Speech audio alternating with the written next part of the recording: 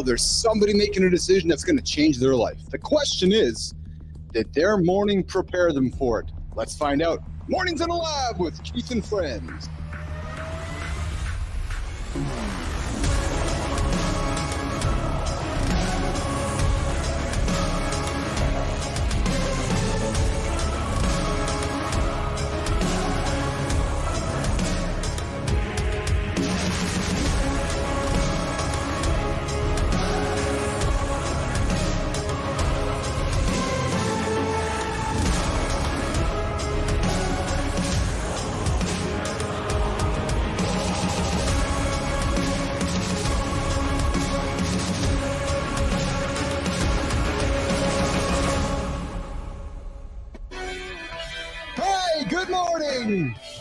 Hey, quick reality check. Yeah. In the next hour, you're going to make roughly 35 decisions that are going to impact your future. Little ones, big ones, life-changing ones. I'm Keith Billis, and this isn't just another morning show. Nope. You stumbled upon the biggest morning show on the planet for men. And listen, just a quick reminder, we keep it raw and real here in the lab. If you got kids around, now's the time to put those headphones on or politely walk them out of the room. And hey, look at that biggest decision we've got coming up for you today. The one that matters, the one that you can't get wrong. Now ask yourself, Business Athlete Nation, did your morning prepare you for it, or did you step around and hit the snooze button? Because that's what we are solving today. In the lab, we got John Anderson, Marty, Fit 2 guys who turn split-second decisions, into championship moments. And of course, producer Christina's calling the shots while Jimmy makes sure the ship keeps sailing and moving forward. And of course, Felix is over here as well, helping cut the show up. Today's different because we got Evan Marks with us. And here's what fascinates me about Evan. He took one simple decision. He starts his clients with a cold shower. We know how Marty feels about the cold shower and turned it into a framework that's transformed billion-dollar portfolio managers. Now, listen, it sounds crazy, right? But until you understand the neuroscience behind it, it makes a lot of sense. Today, Evan's breaking down exactly how your morning routine is either upgrading or corrupting your decision-making software in your brain. Yes, Jory Jansen's here today. We're talking ketosis. We moved last week through intermittent fasting. We're going to talk some ketosis today for all you guys looking to shed some body fat, build some muscle, and are challenged with this whole idea of eating what to eat, what not to eat, so forth. And of course, two major announcements. The League of Business Athletes applications just went live last week. Guys, 100 days, 100 hours, 10 spots, one decision that changes everything. Here's the reality. You join us, you join myself and John and Marty and Christina and Jory and Adam and AJ, your life is going to change. There's no choice. We're going to put you through a 100-day program stretched over 365 days. Your life will change. How do I know? I went through it. True story. So the League of Business Athletes is out there. And of course, we are still going through no month. Yeah, see, the league was born out of my desire to say yes to something I needed to accomplish. Going through divorce, going through a tough point in my life. And what did I do? I needed to sit down and focus. I created a 100-day program with my friend AJ Zeglin, named it through the Business Athlete. I had to say no to a bunch of things in order to say yes. So listen, it's time to engage. Hit subscribe, drop a comment about the toughest decision you've made in your life and you're facing today. And let's engineer a morning that prepares you for it. But hey, let's move the attention over here to bring the crew up on stage and ask and see what everybody's wearing today. It looks like Johnny is sitting somewhere in, somewhere in California, who's wearing black. He's got the red painter cap on. Marty's got a nice light blue shirt on with the red headset. Christina's obviously in black on black. And of course, I'm in black on black with a nice hat, sunglasses on today. How's it going this morning, Nation? Hold on. Man. What's up with the painter's cap, for the love of Christ? That's what it is, isn't it? Oh, wow. I got Marty, help me, Marty. Marty, is that a painter's cap? You gotta throw me under the bus too? No, it is. He's worn it before, so I didn't really think much of it. Yeah, I didn't know it was a painter's. I thought it was a He's talking about my cap. He's talking about my cap, not his own cap. No, your hat. You got a painter's cap, man. That's what I call them. I think they're great. That's called a beret. Let's get that straight up. Oh, turn to the side, Keith. Is it though? No, they're talking about my hat, Marty, not his. Johnny, I do agree with you. I will interchange it in my head. Oh, fuck Anderson, man. Oh, pardon. Yes, Nation. It is a swearing show. Anderson. Okay, painter's cap, beret. It's one and the same, man. And Jack Dugan's in the comments going, Jack, is it a painter's cap or is it a beret? I don't know, man. I'm calling it how about a painter's beret, Anderson? I thought it was a paperboy hat. Get your paperboy hat, too. Jesus. Yeah. Marty, I never what heard do of you call beret. Jesus, I love it. I Good love morning, it. Like a golf hat. Good morning, Caleb. Good morning, Jack. Good morning, Megan. Good morning, everybody in the comments. I see you guys all there today. And of course, we got Evan Marks joining us here in a moment. Yeah, so beret, paper hat, and we got Jack. Yeah. Oh, Dugan is just saying, Johnny, lose the hat. No, Jack, you don't want to have Johnny lose the hat. You have to throw some sunglasses on because his. Yeah, look at that. The Look skull might just. That's a dome right there. That's a fucking massive cranium. Well, I thought you're supposed to own it. You're supposed to own it. I own that motherfucker. I own it to the point where I can't even get a fucking pro cap to fit. That motherfucker won't fit. I gotta wear. So you know the little things in the back where you click them together. Yes. I'm that poor bastard that clicks the last one and it never stays straight. You know what I mean? Oh, that's crazy. That's crazy. Yeah, that's crazy shit. That's right. Listen, that's when you see that real fat old man and you're like, Jesus Christ, it barely gets around the fat fucker's head. That's me. You got a lot on your mind. Oh, that's good. Big brain. Yeah. Man. We also have Ron Retz here in the comments. I see you, Ronnie, on the horizontal stream. Check it out, the new camera angle today. I'm a little organized today. I organized the lab this weekend. I got this computer here lifted up. I got this camera organized here, and now it's like you're recording live from the red carpet right now. Yeah, it's all with the camera lights behind me and everything. So we got Ron Retz here in the comments. We got Good Time here. Good morning, Good Time. Good to see you here as well, my friend. Good to have you there. But hey, listen. Here's the decision that's going to mess with your mind. I got something for you guys. I want you to take two identical people, same skills, same potential, same opportunity. John, Marty, put them in the same high pressure moment. Now, one makes the call that changes everything. And then Flynn, one hesitates, loses it all. Just loses it all. What's the difference? It's not the talent. It's not the luck. It's not even the event preparation. No, it's what happened in their first 30 minutes that they woke up. Yeah, because that first decision of the day, that glass of water you hydrate with, no, it's not about coffee or medication or cold showers or meditation. Never mind medication. It's about who you become in the moments that matter. It's when your eyes wake up and you make the decision. You look at your wrist, you look at the corner, go, oh, do I got to get up or I got to hit the snooze button? Oh, I know. You got to get up. Johnny, break it down. What's the first morning decision that tells you someone's ready to level up? John Anderson. First thing we got to do is we got to eliminate the thought of the snooze button. When the thought is not there, we're moving in the right direction. We got to stop it. Don't even entertain that shit anymore. So when you wake up, it's not a thought. It's action. You've already pre-planned this. Yes. Don't let the brain get in the way of the first 4 easy wins. The alarm goes off. Feet hit the ground. You wherever that goddamn phone is, push the button, turn it off. The water should be right there. Boom, there's your water. Start moving towards the kitchen. Hit your coffee button, whatever you got to do. But this is all pre-planned. There's no thinking about anything. It's all predetermined. Yes. Marty, right now, quick one. Somebody's rolling over thinking what they're going to do right now. Give them something to hang on to get their day started, brother. What do you need to do to get those negative thoughts out of your mind? Oh yeah, we can't wake up positive. It's impossible. No human wakes up positive. We all wake up groggy, cranky, or whatever you want to call it. Some people angry, maybe snappy, irritable. What do you need to do to get on the other side of that? So it might be a podcast. It might be push-ups. It might be turn the light on. It might be put the scripture on or whatever. I don't know. Whatever you need to do, figure it out. Yes, there's advice. Even a second alarm.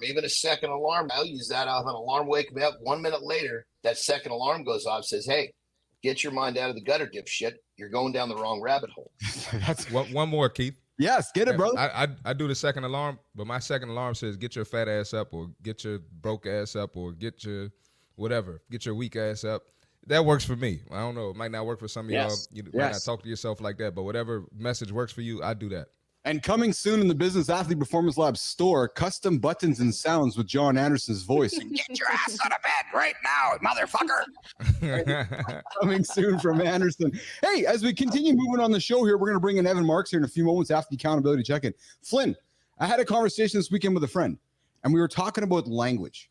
We were talking about the power of language. And what struck me was a conversation, a moment just down the road from you, between DeMar DeRozan and Drake. The conversation where they might have dropped the P word. I know where the pussy. And I was talking to my friend this weekend, and she's, man, I just don't like the word. It's an offensive word. And I was like, oh, but why is it an offensive word? Like some people like to eat pussy. She's like, yeah, but that's not the context we're talking about. We're talking about it in a bad way, like calling somebody a pussy. And then it struck me, Flynn, because obviously it was in the news, Drake and DeMar going at it. But let's talk about the power of communication for a few minutes, guys, and the power of words and the power of how a word that to some of us might seem so innocuous, but to some it bothers us. And then my friend says to me, she's like, but if it means something so much to that one person, but doesn't mean that much to you, do you have to say it? And she really made me think about it. I was like, well, yeah, like actually, if this human over there is bothered by it, it doesn't bother me, then why would I even have to use it? I don't know. Just that human over there needs to be not so fucking affected by somebody spitting out a word. If you're going to let someone can walk right up to my face, they can say whatever word they want, and I will not let that affect me. Period. End of story. If it's someone I love, if it's my daughter saying, "Hey, Dad, you really fucked up on that," okay, I'm going to listen to that. But when it comes down to it, people can use. I'm going to choose whether I get affected by it or not. And I'm not going to let a word affect me. Totally agree. I think when it comes to me, it's a matter of using these words like bitch, like pussy in reference to women as lesser than. It's not about for me hearing that, I'm not triggered. We had the dude on the show the other week who said the F word. Okay, that got me. That affected me.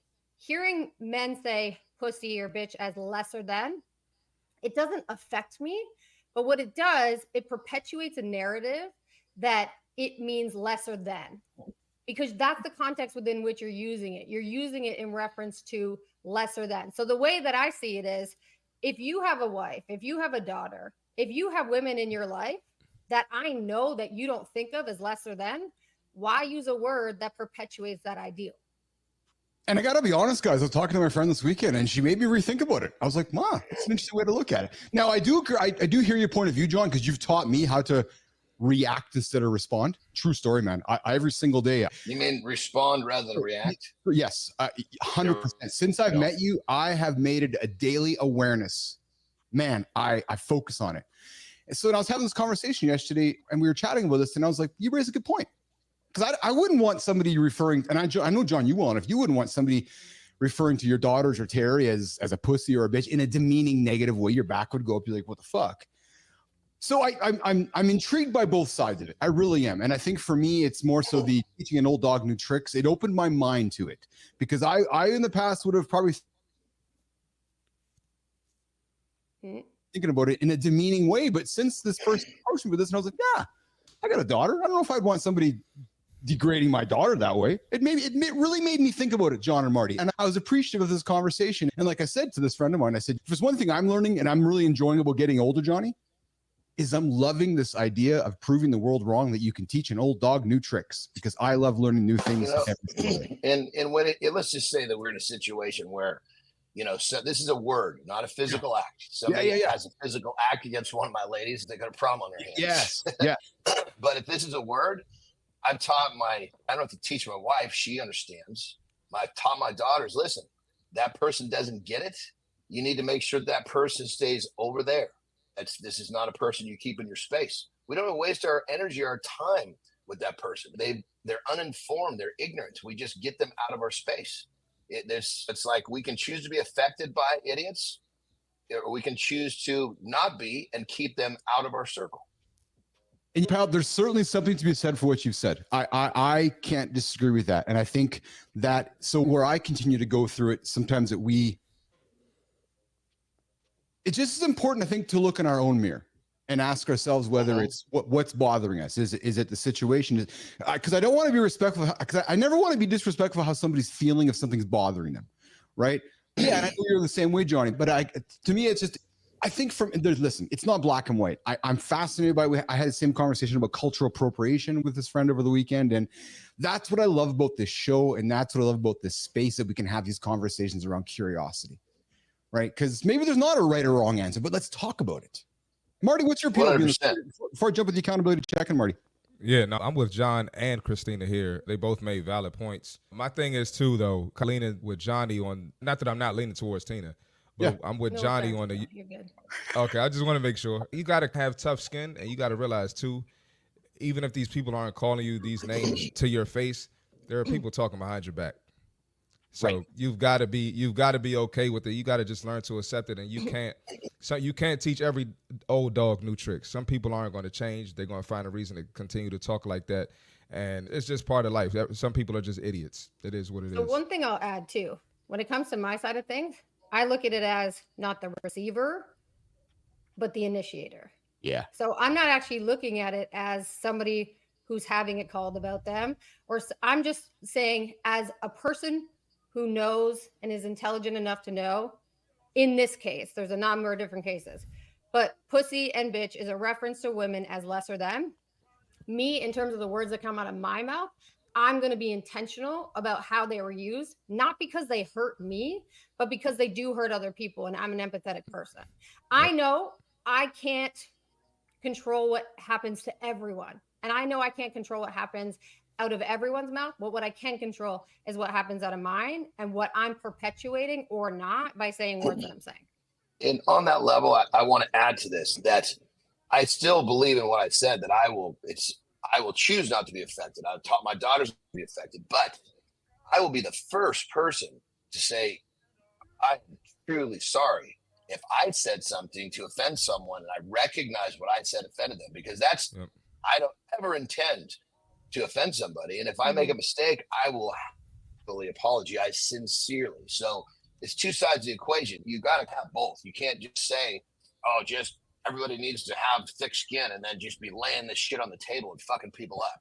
Yeah. You got to say, look, you got to have thick skin, and you got to realize that you got to keep these people away. But then at the same time, you got to own the fact that you are intentionally not trying to hurt people with words. And if you do, we all make mistakes. You sincerely apologize and right the wrong. So you got to have both sides of the fence. You can't just have one without the other, is the way I see it.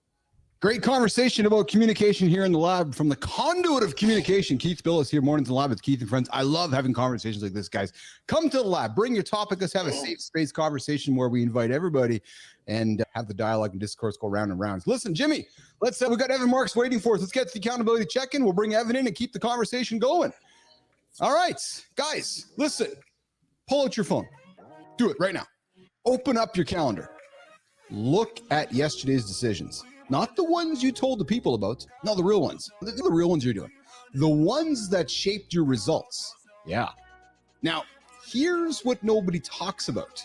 Those decisions weren't made in the moment. I know they weren't. They were made the second you opened your eyes.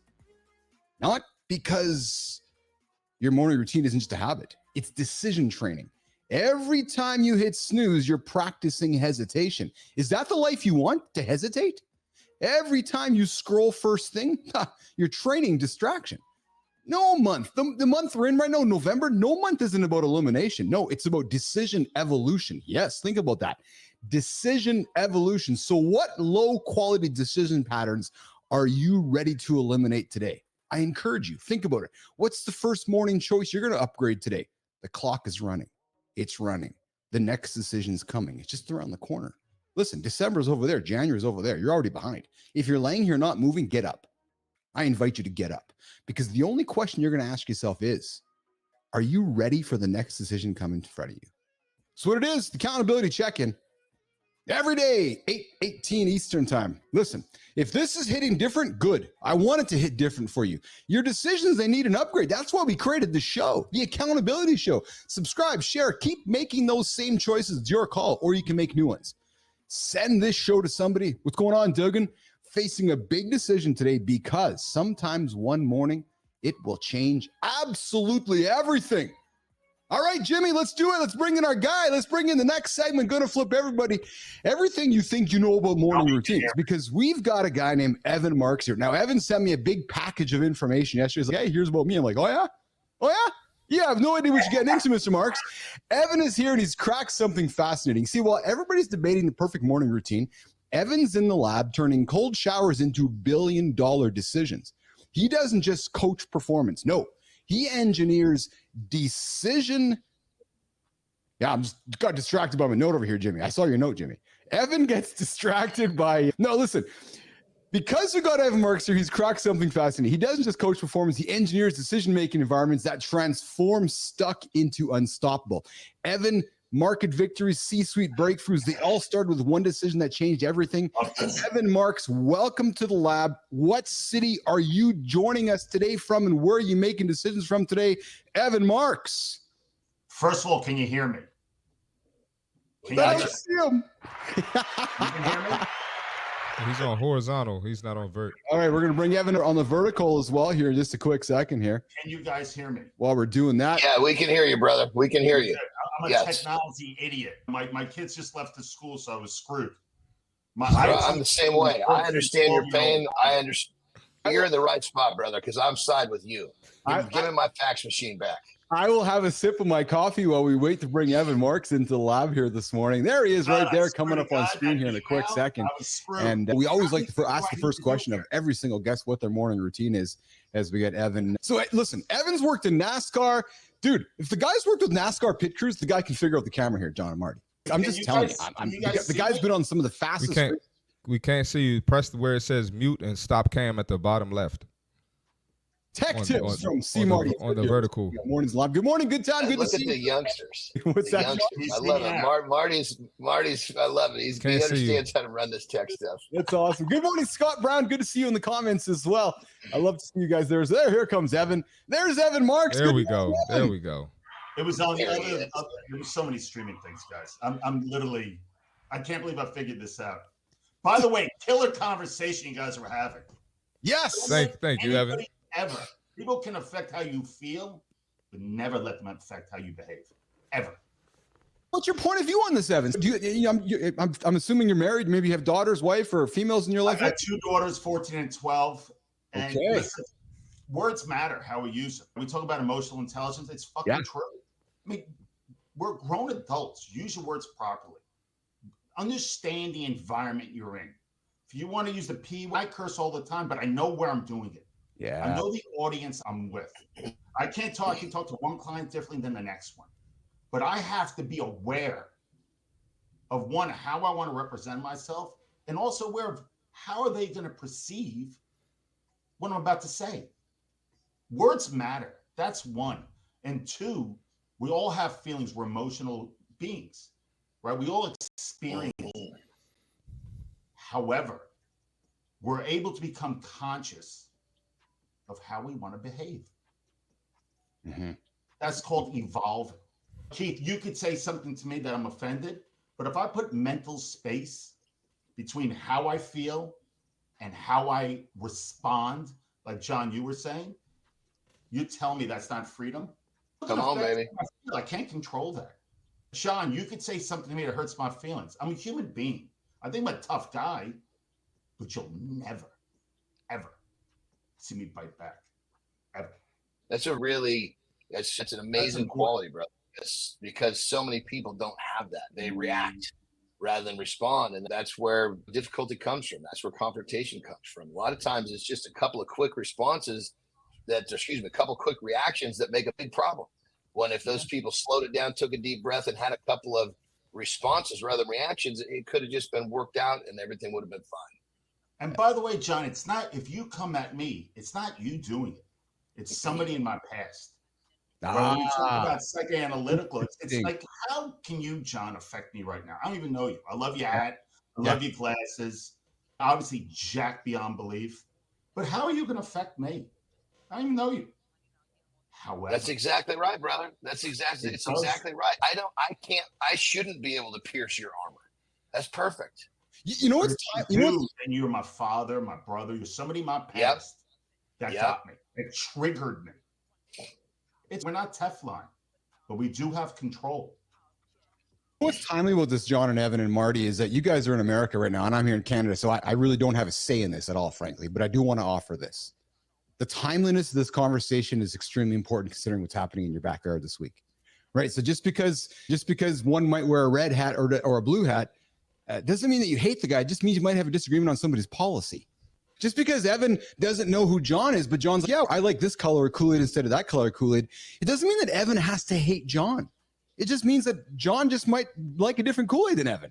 Evan doesn't even know John. And I think that's part of the problem here, isn't it, Evan? It's so true. I was watching for 15 minutes and I was jonesing at the bit to get in this conversation. Yeah. Sean and I we're not that different. We're not that different. We're really not that different. He's got daughters, I got daughters, right?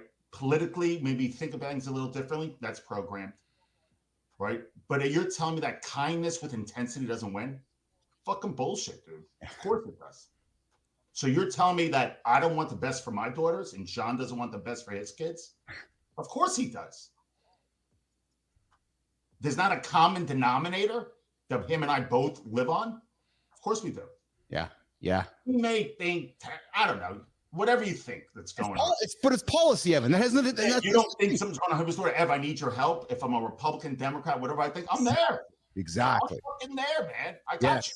Yes. That's the philosophy we need. I got you back. And that's just it, Evan. And I think that's hold on, Marty. One last thing. We've lost sight that we're all still. You, Keith, I love you. Use the word humans all the time. Humans first. Somehow, that we're all human we've lost sight of that element of this whole equation. Yes. And if you take it, what does it really make a difference? What color you're wearing? Let's even forget about politics. Let's just say I don't like what Jack Smith is wearing. I'm a human. Does it really matter? He likes it. Perfect. Yeah. Don't confuse policy, nation. Yeah. Don't confuse policy. Marty, I know you wanted to say something here, brother. Yeah, I was just going to say, I love how Evan pointed out, we all want the same thing at the end of the day. Yeah. And just me playing sports, I was fortunate enough to spend the night at different teammates' houses, different races, different cultures, different religion. We're all not that different. Yes. We're really not that different. I think it's so ignorant, dump, man. You know, we all take a dump and put our pants on the same way. Yes. Yeah, so that's all I was going to say. That's just super ignorant. I hate that about our country. Hell yeah. Yeah. Hell yeah. I'm with you, Marty. Good shit, brother. Let's keep the conversation going with Evan Marks here on the center stage. Your mornings in live with Keith and friends. And this is great, guys. I did not expect the conversation to take up the whole 30 Sorry, minutes. Keith. No, I love it. That's the whole point of the show. This is magic, baby. This is magic. I had a chat over the weekend with his friend about conversation, and then all of a sudden DeMar dropped pussy at Drake dropped. I'm like, wow, there just sets up the opening loop of the show today. It just happened naturally. But Evan, here's what's going to happen. Before we break from C. Marty's fit tip, I got a question for you. Then we're going to come back and get into deep dive with Evan Marks. Get to know Evan. How we ask this question of every single person on our show. How do you start your morning? What is Evan Marks' morning routine? How about this one? Can I add something to that? Yeah. The question is, how do I go to bed? Oh, I love that. Let's get it. Start Speaking there. our language. Come on. Speaking our language. I heard Come on. guys earlier. Come on. How do I go to bed? That's the big. And listen, when I wake up, I'm 52 years old. Let's I'm go. ready to run. Come on. Come on. I'm ready to go. Always. Actually, I'm ready. I can't wait to wake up. I wake up 4:45 every morning since I'm 16. I'm ready to go. I obviously take a nap because I'm old now at 12 o'clock because I need my nap. I'm with you, baby. I'm with you. All right, since I'm 32. So it hasn't been a less, but like I do. I mean, my energy, I have to know my energy cycles. But in the morning, fucking get out of my way, man. My kids are so annoyed when they wake up at 7. I've been up for fucking 2.5 hours already. I've been coaching, sauna, ice tubs, all this stuff. Shit, he's up again. But for me, how we set the pace. Oh, I love it. You got to know your tempo. You got to know your own energy and how you do things. Does everybody have to wake up like me? No. But I will say one thing. You better watch your night routine because it will dictate your morning. Brother, I love that. One of the things I'd say is tomorrow's success is planned today, and that's before you go to bed. You know what that morning you wake up and your body just starts doing it because it's been mentally programmed. I love it, brother. Sorry for interrupting, but you got me all squirming. So John, there's a great book, Jesse Itzler. I think we know Dave Goggins. He wrote a book called Living with Seal, way before Goggins was who Goggins is now. Who's a mental beast. He has a line: "Remember tomorrow." What you do today, remember tomorrow how you're going to feel. Like that second drink, third drink. Do I really have to binge Netflix at 11:30 when I know I want to wake up in the morning? I don't know about that. Yeah. Remember tomorrow, because that's when you start winning. So I've really honed in on my nightly routine. My kid's he's in bed again at 9:45. My God, I don't know what you're doing. I got things I got to do tomorrow, man. And my wife's, and it's 5 a.m. I'm up and they hear me. They're like, God damn it. I love it. I love it. All right, we're gonna do the See Marty Fit tip. So there's Evan's routine. Evan's routine starts the night before, guys. So if you want to have a successful morning, it's got to start the night before. Marty, you're up, brother. See Marty Fit tip. We got energy this morning in the lab. Bring it, A lot Marty. of energy. Let's get it. All right, we got the fitness tip for today. So today we're gonna talk about you need to stop focusing on motivation, right, and start focusing on your defaults. Okay, what's your default move when stress hits? When your energy is down, when life throws you off, are you going to react? Are you going to respond? Just like we were talking about a few minutes ago, right? Most people let stress justify skipping the workout, and we don't have time for that. There's no excuse to skip your workout unless it's an emergency, super crazy emergency. But what if by default working out is your reset? What if that's going to make you feel better? What if the workout is what's going to get you on track? What if the workout is going to help you respond instead of react?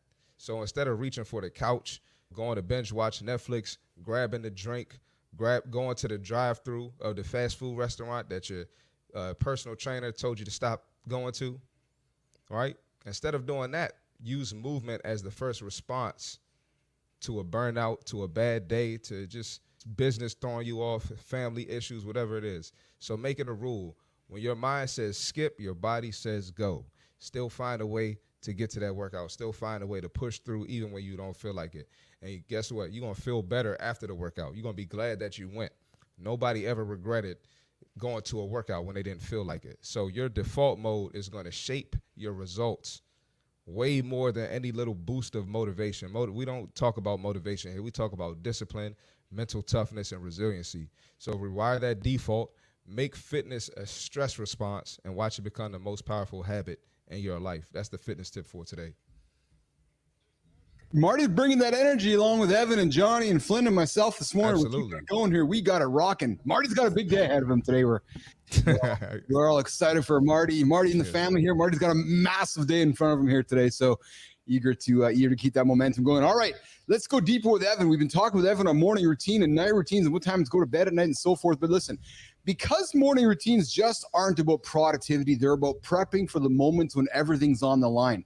Evan, in your 25 years of watching high performers make career-defining decisions, Evan, what's the morning pattern that predicts whether someone will execute or hesitate when pressure hits? And I'm going to add to that question.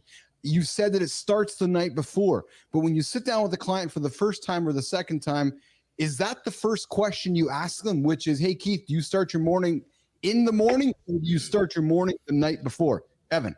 It's interesting. So what I do for a living, so I'm a mental performance coach. So I marry the why and the how. So my practice is based on modern psychoanalytical theory, meets the latest research in neuroscience, which is how the brain works. So I usually say, why did you come to me now? That's how I start things. What brought you to say, you know what? Something's off. I'm not evolving the way I want to evolve. I'm not the person I need to be, I want to be, I should be.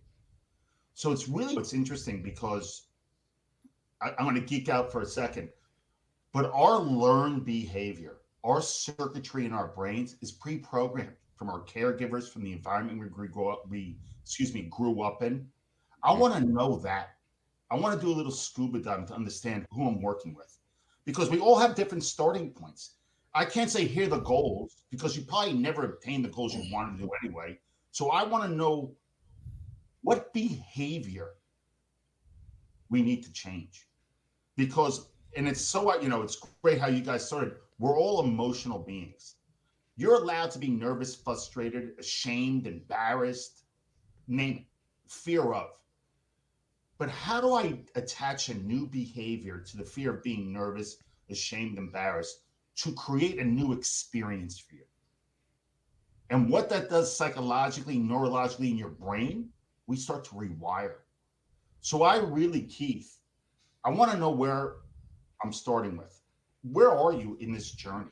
Because everybody's different. I can't say, here's a fucking template, let's just go to work. It doesn't work that way. Yeah. Like my average client is 5.5 years. We build strong mental foundations. Everything you guys discussed before I got on and now, We build that brick by brick, consistency, resilience, persistence, and then we leverage the piss out of it. And that's what I do for a living.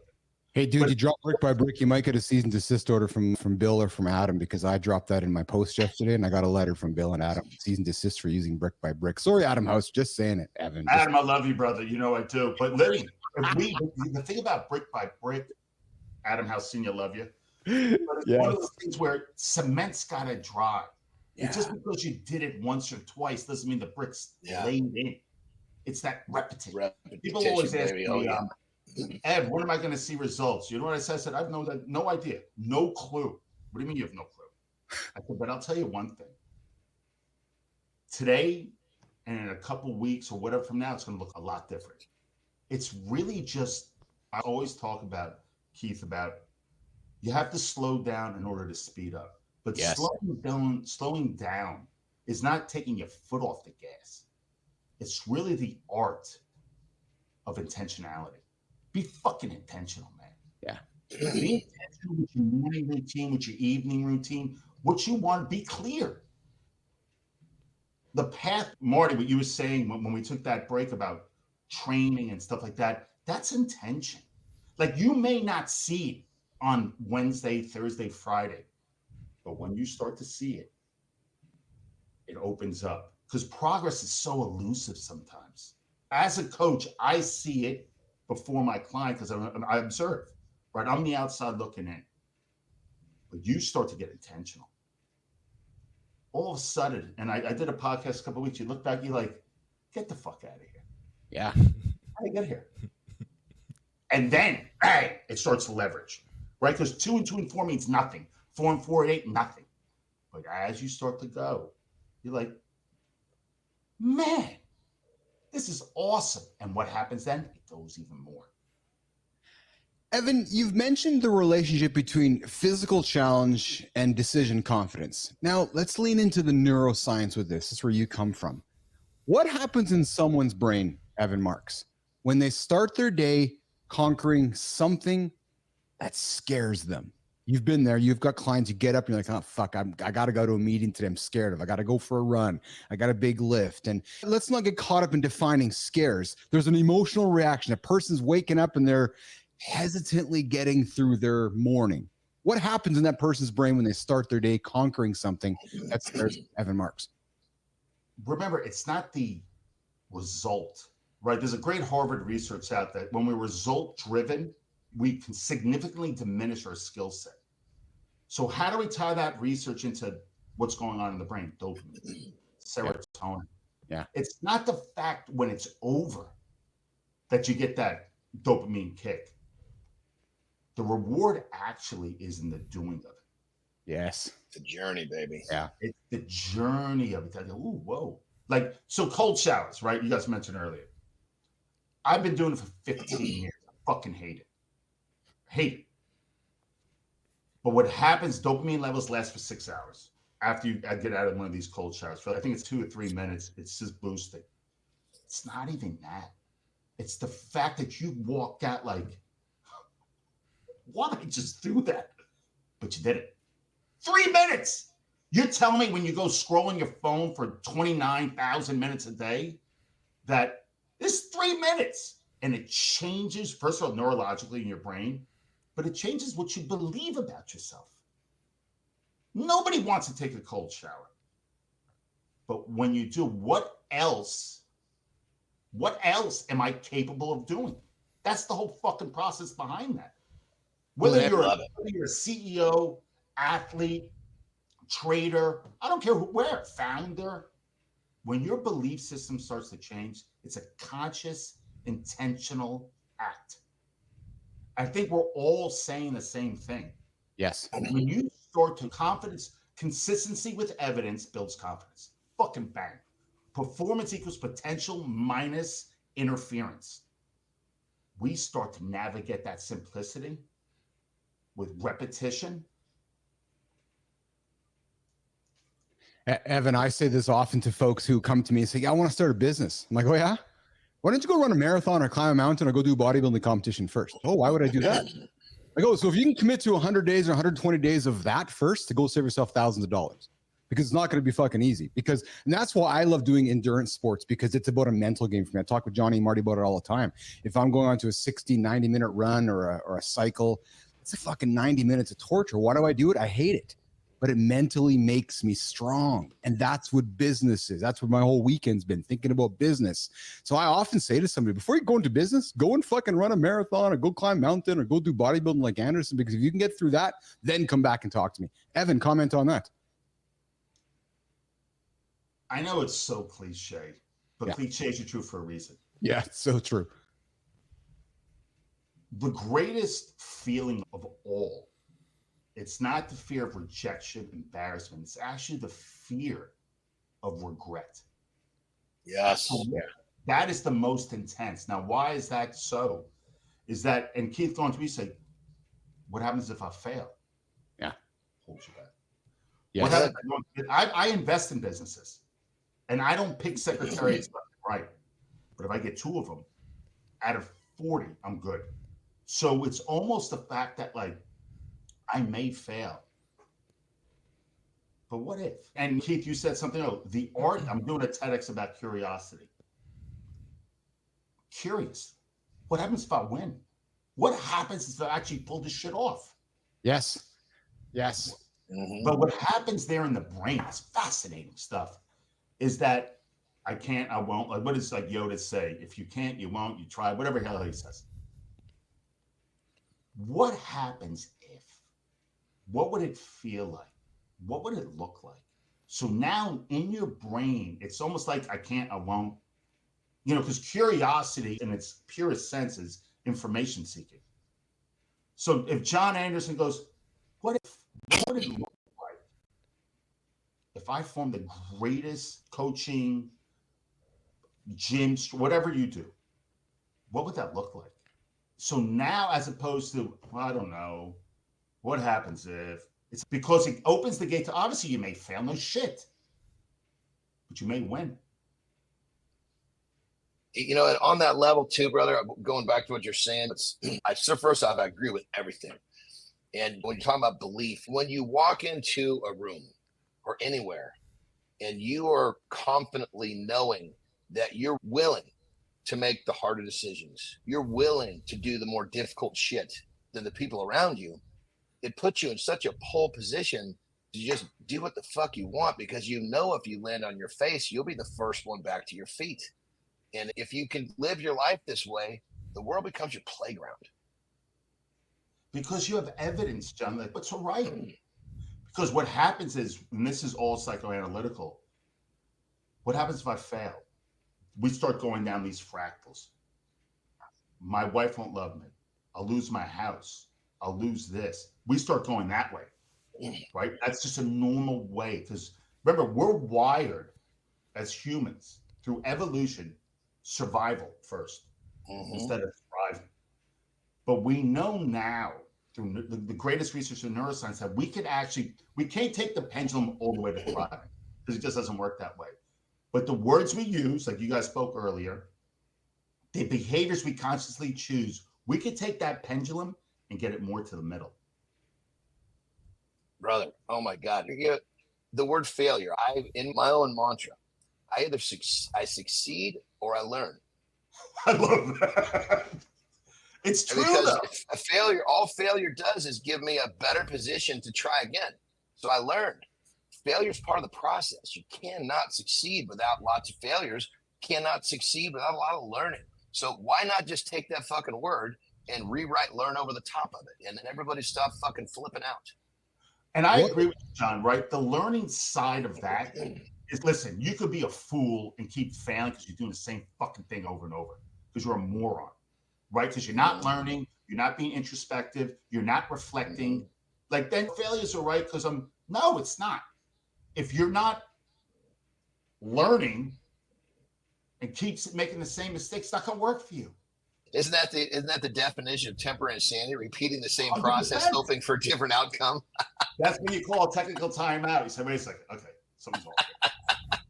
Hey, you're hanging out with Keith, Evan, Marty, and John here. Mornings and Live with Keith and friends. Evan Marks is hanging out with us here this morning. A great conversation. Clearly, Flynn, Marty, and John, we got to have Marks back. He is absolutely business I athlete. just want to add one thing because I just was soaking up the game. But I wanted to, real quick, Evan, I love how you say you've been doing the cold showers for 15 years and you fucking hate it. And what I got from that was basically you got to continue to challenge yourself and do something difficult that you don't look forward to doing because life, it just keep throwing challenges at you. Even at 52, I'm 31, but I'm just learning from the older guys. And I'm loving the game. That's why I ain't really saying much. But I just want to add that real quick. You're absolutely right, Marty. To be really honest with you, but you can't be a fucking moron. I did a CrossFit class. I'm like, you know what? I got my photo in the basement. I got all this stuff. I'm like, I look at my wife. I'm coaching 10 hours a day. I said, I don't see anybody. I'm doing, by the way, shoulder replacement. I played college lacrosse. Total shoulder replacement. 2 reconstructive knee surgery. I have to get a new knee put in. So many surgeries. I was like, you think that's a good idea? I go, let me give it a shot. On the floor for a week with a dislocated L5, a slipped L5. My wife looks at me. She goes, really? You haven't learned much, have you? All right, Evan. So before we walk you out of the door here, my friend, how can Business Athlete Nation connect with Evan Marks, M1 Performance, before we bring Johnny up for the lifestyle tip and Jory Jansen in for a protein break? Evan, how can Nation connect with you, my friend? I'm on LinkedIn at Evan Marks. I'm on Instagram at emarks72. I have my own, obviously, I hope I have a website, otherwise I'm not really business. It's m1performancegroup.com, which has a cool video and all my podcasts and what I do and all that garbage. Dude, you come back.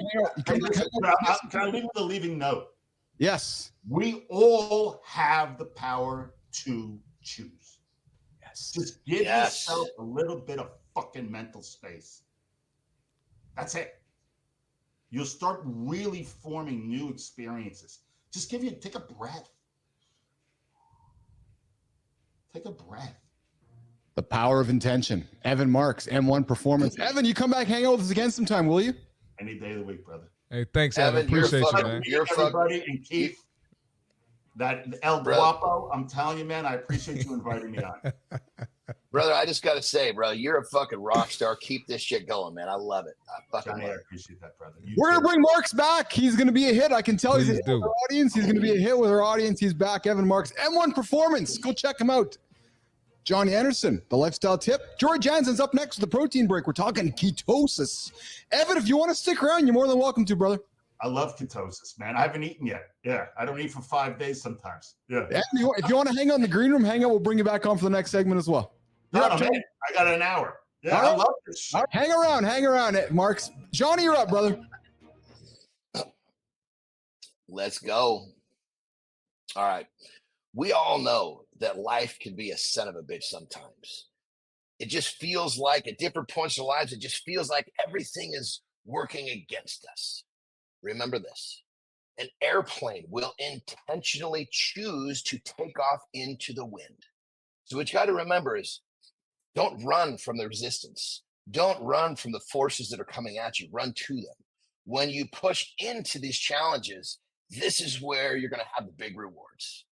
I cannot tell you how impactful this was in my life. When I started to learn to run to it rather than running from it, everything started to change.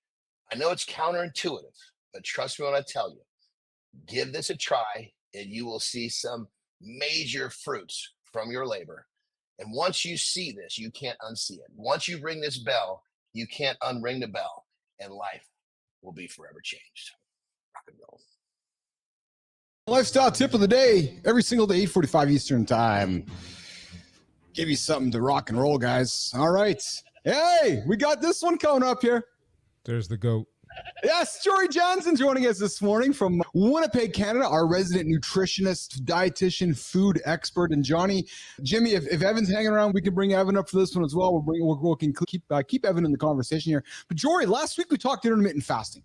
And man, we had a great chat Monday, Wednesday, Friday, talking about how to do it, what to do. But then you dropped the nugget, Jory, on Friday. And you're like, oh, ketosis. I'm like, oh. And Johnny's, ketosis. Because Johnny, he works a lot of clients on achieving body recomp, body composition. Let's spend some time talking today about ketosis, what it means, how it works. There's guys tuning in right now going, okay, they talked about intermittent fasting. What the hell does ketosis thing mean? Jory, let's start from the beginning. Yeah. So ketosis is really your body transitioning from using a steady flow of glucose, which is readily available for us, so we can actually think and concentrate, make good decisions, and have quality workouts. If you're a high level performance athlete, it's a great quick source of energy to keep you going. So when you're in ketosis, you're switching from using glucose, a storage form of glycogen and our muscle and liver. You're switching to fatty acids, and fatty acids through your metabolic processes eventually becomes your energy source. And you use that as your main fuel source to give you the energy that you're looking for. Johnny, love to hear you jump in on this one too, brother. I always try to put this into a form that's really easy for people to understand. What Jory said is perfect, 100%. And during that switch, when the body goes into burning the fatty acids, it's like it basically creates a. My bad.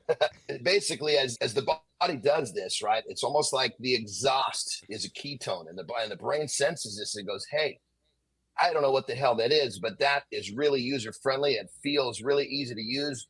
Make some more of those." And so the body goes into basically creating it goes into hyperketone, if you will. And the problem is that people end up. You hear of people getting into ketosis and they burn out. It's almost like the body is in this it's burning fatty acids, which is a challenge. And it's almost like a runner going around a track. At some point, he's got to stop and he's got to breathe a little bit. And so a lot of times people get into ketosis and they crash and they have different problems. It's because it's not an easy process for the body. But what I like the idea is when people understand that when the body starts to burn that fatty acid, the exhaust is a ketone. And remember, this is just to help people understand how it works. The brain senses that, says, I like this, let's keep going, make more of those things. And boom, off it goes. Jory, why would somebody want to adopt this? Why would somebody want to get into ketosis? And so then the second part of that question is, how hard is it for a human to get into ketosis? And then the third part, when does it happen? So why, how, and when? So the why is varied. For some people, it's for medical reasons, right? They want to get their blood sugar in control. Also, some people, especially with young ones, it helps control seizures. So there's medical reasons why we'll follow a ketogenic diet. Generally, what most of us are going to face with, our clients are looking for weight loss. Okay. So they're looking for the next thing that's going to help them get into weight loss. So that's usually the why. Not always, but usually. Yes. And so majority of the time, would you agree? Yeah. Jory, it's the majority of this weight loss. Yeah. That's the trigger, right? So let's lean here. So Jory and John, when people come to you guys, 99% of the time, it's because, is it weight loss or is it body composition? They're two different things. They are two different things. For me, it depends on the population. Okay. So when I'm dealing with people like I consider me, general population, yes. It's usually for a weight loss until we have a conversation. Okay. That. For high performance athletes, whether it's pro sport or Olympic, it's both, because sometimes the sport depends on weight. Right. So it doesn't matter what their body composition is. If they're not making weight, they're not competing. So it will depend on who my client is. But let's say like general, like high performance humans, but not pro or Olympic athletes. They usually say weight loss, but as we have a conversation, we realize it's more than just weight loss, especially if they're looking for other health outcomes as well. We're looking at body composition. I think that's really important to think about. With the ketogenic diet, generally, you're having the carbohydrate source will be equivalent to having a large banana, really. Like you're getting about 30 grams of carbs from a banana. So not that you have to eat a banana, but that amount of carbohydrate doesn't take much to for the day, like the whole day. For the day. Whole day. Yeah. The whole day. It's not at once. It's sneaking its way in there. You can't get that shit out. It's like, I call it unintentionally digested carbohydrate. Yeah. So that's what you get. And it's not a high protein diet either. It's a moderate protein. It's the high fat content. Fat content will be like 45% to 70% of your total intake. So it depends on the size of your body too, to what does low carb mean to you. So you got to play around with it a little bit, but it could take 12 hours to like days to get to ketosis. It depends on the individual.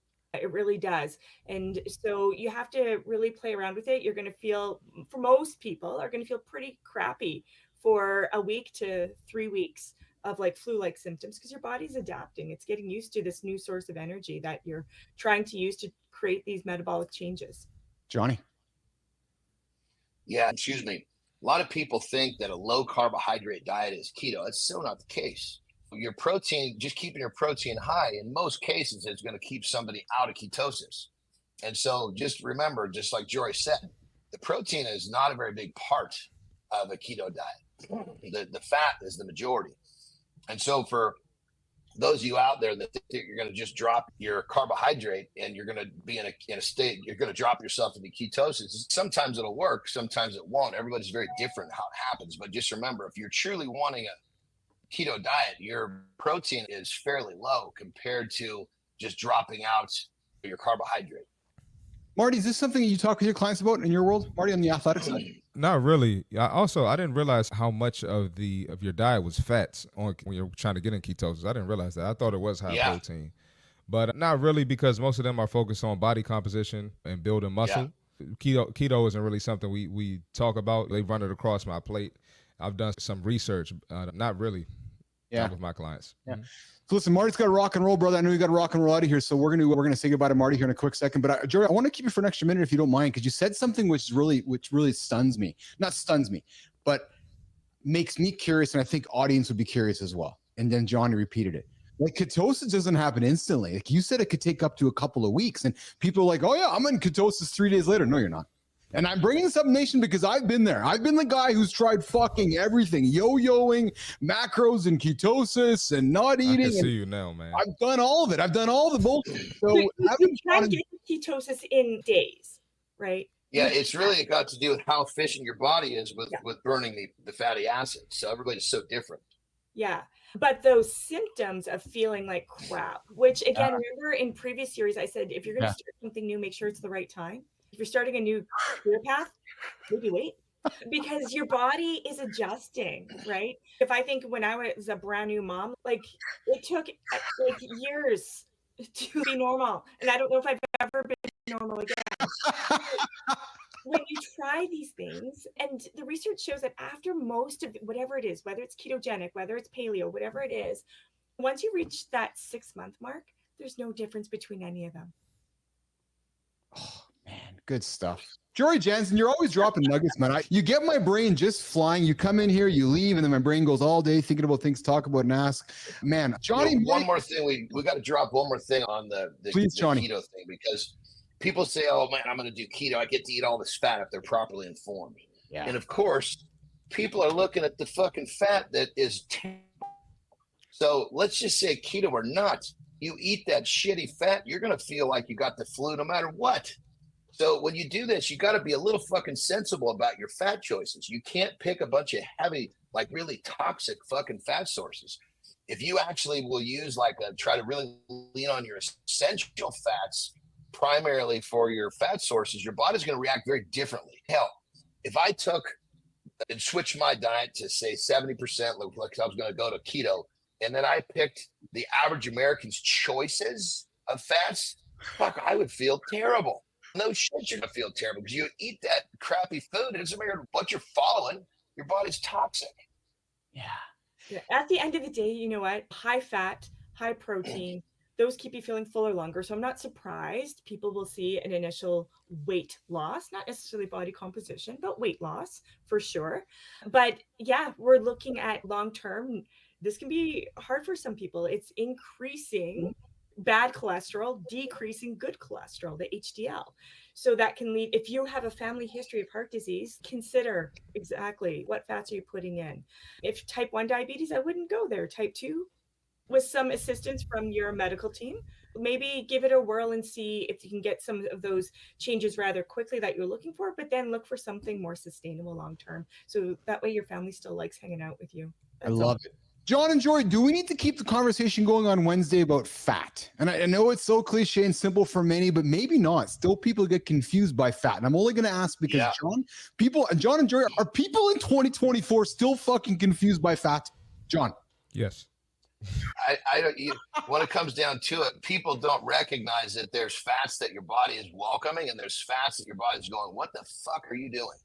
And think of it like this too: a fat cell is a storage of toxicity. So if you're choosing a high fat version, let's just say like pork, like bacon, you got people go on keto and they're just fucking crushing bacon. Yes. If it's an organic animal, fine. But they're YouTube how they feed pigs. You got fucking dump trucks of garbage backing up and they're eating it all. So they're eating all that toxicity. Where the fuck do you think that shit goes? They crap some of it out, but a lot of it's in there in the animal, in the fat cell. Guess what? You're eating 70% of your diet is the fucking garbage that pig just got done eating over the last 2 years. So you got to really understand, you know, there's when we say good and bad fats, there's no fucking joke here. And then you go into trans fats. Jory, you know the science, and I don't even think the body can get rid of that stuff. That's just fucking circulating in the fucking bloodstream. It does. Yeah. Yes. Yeah. This is a topic that people are really need to be informed on. That's what we're going to do then. Jory, Johnny, we're going to keep the chat going. I dig this, man. Every Monday, Wednesday, Friday, we start this chat and then it goes into a direction. And then Marty, nugget after nugget just drops out of Jory's mouth and Johnny's mouth. And it's like playing fucking ping pong, right? And then we just leave us and we just learn something. So Jory, thank you again, as always. Final word to you, Jory Jansen, before we say goodbye. We're over time. Final word to you before we say goodbye. Jory. My final words is let's keep the conversation going, because I think there is some myth information out there, right? So let's keep it going and just help people make informed decisions at the very least. Because you can't get fat with fat. You can. And you can. So as Johnny says, you can get fat with fat, or you can lose fat. What is it, Johnny? The man who wakes up happy or sad can be the same man, or whatever that saying you have. Marty, shut up. Well, it comes down to it. It doesn't. You make poor decisions with your diet. It doesn't make a difference what you're eating. You could get fat. Yes. You know? Yes. Well, all right. Marty's got to go. Marty, Nation, Marty's got a big day ahead of him. I see y'all. Jory, have a good one. We'll see you Wednesday, okay? And it's the man who says he can and cannot. They're both right. All right. See y'all later. See y'all tomorrow. There we go. See you, Jory. See you, Marty. All right, we got Flynn coming up. We got Flynn coming up with the brand bite. Let's get after it, Flinner. Let's do this. Let's do this. Come on. Let's do this, folks. Okay. Wait till my screens are clear. We are good. All right. So here's a 20-minute exercise that can change everything. Self-reflection. It's everything when it comes to self-improvement, but unfortunately, too many of us don't know where to start. So here's an exercise that takes 20 minutes max, but could save you, that's fucking 20 hours of work. I don't know. It saves you a lot of time. That's one of those like bro quotes. So here's what I want you to do. Visualize yourself at 12 years old. What were you like back then? What did you dream about? What were you afraid of? Now imagine walking up to that same 12-year-old, you as a 12-year-old, and sharing details about your life now. Tell them where you live, who you're surrounded by, what you do for a living, and go even deeper. Your likes, your fears, your aspirations. How would that 12-year-old respond to you? Are they proud? Are they shocked? Maybe they're a little disappointed. Whatever the answers are, use them. Let them motivate you. Let them guide you through your next steps. And remember that there's no one way and there's no wrong way for doing this. There's only your way and your opportunity to further connect with your story. Yes, it is that simple. I have entered my no fucks era, and I promise you, if you take today's brand bite into effect, you will be one step closer to entering yours. You got this. Brand bite every single day, 9 o'clock Eastern time, mornings in the lab with Keith and friends. Running a few minutes over time here today after Jory just dropped out of here with talking. We're talking about ketosis and fat and so forth. And you guys want to listen to that if you haven't tuned into it yet. But hey, we are on for Reloaded. Jimmy, hour 2 is beginning. A few minutes behind, that's okay. It's the power of live content. Yep, and I think, so you know what, actually, Evan was supposed to stick around to dance for this, Flynn. I think he was. No. Yes. I don't know where the hell Mark's went, but Mark's was going to hang around, but he left. He's probably doing burpees or something in his basement. I don't know what he's doing, but. All right, so listen, the first hour is done. Morning Loop, we talked about the power of language. We met Evan Marks, jumps into the cold shower every single day. We continue that chat about just the choices you have in your day and where you're going to head. And then we talked to Jory Jansen about ketosis and fat burning and so forth. Now we're going to restart the second hour, Morning Loop Reloaded. And I want to start this hour the same way that I started the last hour. And we don't get many chances to do this, but I want to keep leaning into the conversation with humanity. And Johnny, I subscribe to Arnold's newsletter, Arnold Schwarzenegger's newsletter, The Pumped, whatever it's called. And he dropped something in my inbox this morning. I wanted to talk about it because I thought he just said some really great things, which are meaningful considering it is a big week in the United States. And first of all, Johnny, he says, nation, business athlete nation, Americans, use your power. Right? It's easy to take things for granted, but there are people around the world who give up everything to have the opportunity to choose a direction for your country. So just, I say this often in Canada. I say this with civic, all kind of politics. You can't bitch if you're not going to vote. It's just, you can't have one without the other. But here's the one I really want to lean into for today's show. The second challenge that Arnold puts on the table for all of us is this. It's going to be harder for everybody. And we talked about this a little bit in the first hour, and I know Johnny believes what I'm going to say very clearly here. I want you to remember, business athlete nation, that even though people might disagree with you, they're not your enemy. No. You might disagree with somebody about debt or taxes or immigration, you name it. I'm just reading Arnold's word for word here. But that does not mean you have to give up your humanity. And it doesn't mean you have to be nasty to the person over there. It doesn't mean that they're a communist or a Nazi. And here's what I loved about what he said, Christina and John. It just means that person over there has a different vision of policy. That's it. That's it. Doesn't mean they hate John. Doesn't mean they hate Keith. Got a different point of view. And what I've learned, especially as I get older, there's some power in learning about new points of view. And I know that there's some people at the top have given all of us a bad example, how to treat our fellow men and human. And all you have to do is listen to some of their rhetoric over the last few days. So just put that aside. But my challenge that Arnold says to all of you is just to stay out of the mud, because there's going to be enough nastiness over these next 5 to 10 days in the United States, no matter what happens. So as Arnold says to all of you, and I'm going to offer it up as well, just as your Canadian uncle to the north, I encourage you, you know how to, as you start your day, rise above it. Be the human. Wherever you vote, I really don't care how you vote, frankly. It makes no difference to me. I just want you to get out there, make a decision, be human about it, and love the person across the table. And remember, it's a policy that you might not agree with. It's not the human that you probably don't like or agree with. Johnny. First off, of course, I agree with everything. But I think if we took this whole concept and we like boil it down a little bit, let's start off with, if we can, I should say I can't include myself in this one, but if those of you that are commuting to work every day, if you could keep from flipping off your fucking neighbor in traffic, that's a good start. Yes. Because it's, of course, you're going to be all fucking wound up with the difference in opinion of policy. If you can't fucking treat each other with respect when you're sitting in a fucking car in traffic next to each other.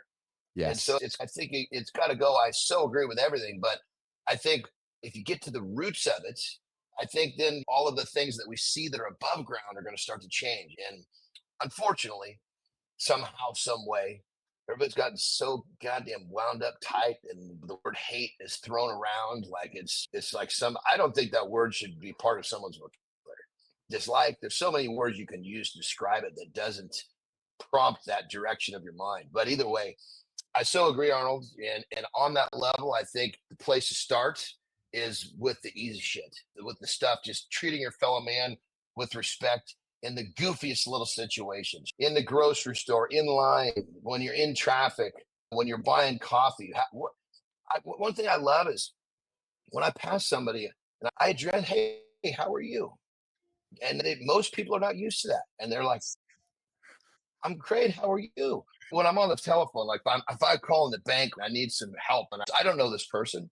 She says, hello, this is Jessica. How can I help you? Hey, Jessica, how are you today? I'm John. Hope you're having a great day.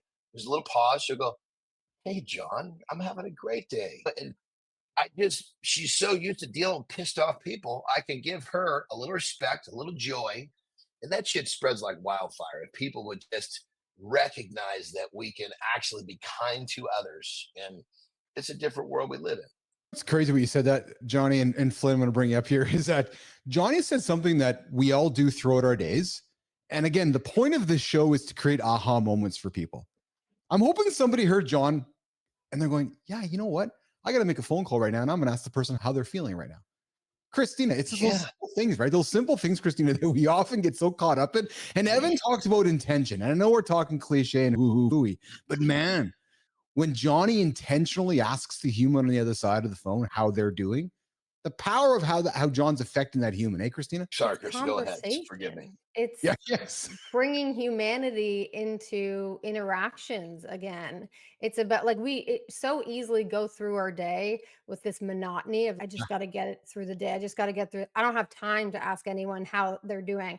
I do the same thing, John, and I remember my parents always doing the exact same thing.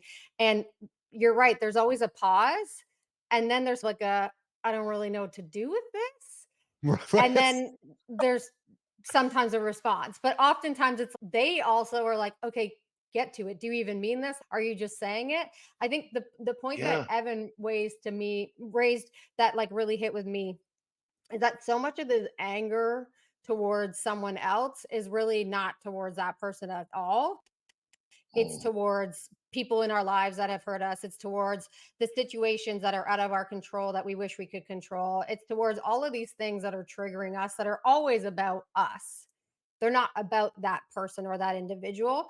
I think at this position in this moment in time, particularly in the US, but in a lot of places in Western countries and in North America, people are unhappy. People are really struggling. And I think they're taking it out on other people in an external way versus looking inward and saying, what can I do to control the situation? And what can I do within myself to actually make myself happier with the hope that those around me will benefit from that as well. Well, and break this down into let's take that we're actually giving somebody a little joy, a little kindness. But then the second dimension of that is like in a coffee shop, you're saying hello to the person that's taking your order on the telephone. It's wonderful to make them smile. But what you're also doing is you're giving them a little joy and it's helping them do their job a little bit better. And guess who they're doing their job for? You. So it's like this positive vortex. That person on the other end of the telephone probably has the ability to do a lot more for you than they'll let on if they think you're a cocksucker. No, I can't help you do that. Sorry, I'm gonna have to send you to. You got to go to the center of the department. If you've ever worked in one of those call centers, which I know I have, I think Keith has. You have way more power than you're about to. Yes, but when you're kind to someone, you'd be really surprised at how when you're kind and you're giving them a little smile, giving them a little joy, they want to help you. You have a great experience talking to them. They feel like they had a wonderful experience. It's a job well done. Everybody wins. It's interesting because I see a comment here. We're going to get to the end of Jim's segment in a quick second, Jimmy, but I see a comment here from Jack Dugan, and he's saying, so sad that we have to explain that being kind and encouraging to a stranger is okay. You're right, Jack. I don't disagree with you, Jack. But the reality is, it seems to have left parts of society. And I feel like we have to have the conversation because, and Johnny, in Canada, we maybe are a little more kinder than our American friends. So just going down the street and saying hi to people is a little more normal. But I hear you, Anderson. I hear you, brother.